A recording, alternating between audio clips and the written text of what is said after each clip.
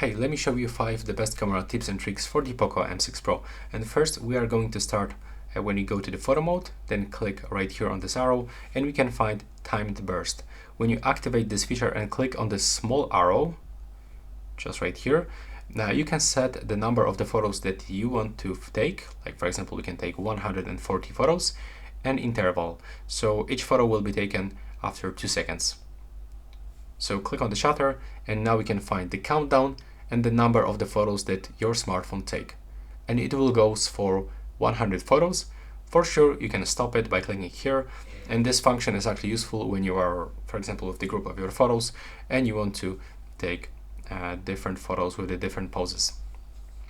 Next, we'll have to go into the settings. I'm gonna actually turn off this function and go into the settings. And from here we can find function tap to take the photo and additional shutter.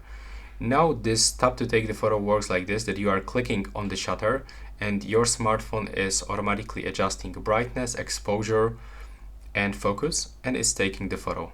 And it's actually the fastest way to take the photo. Next we can also get this additional shutter, so we have to swipe from this one. And we can get this shutter next to our hand, for example in the right or left edge. You can drag it back and hide just right here. Next you can find the Pro mode, where you can adjust almost every parameter of your camera manually. So when you click on the information icon, you can find description of every parameter.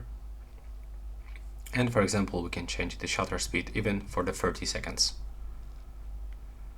Next option will be available in the more modes. That's the 64 megapixel mode that will allow us to take high resolution photos. And the last option will be available right here.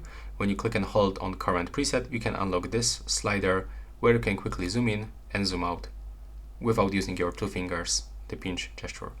And that's all right now. Please subscribe to my channel and see you in the next one.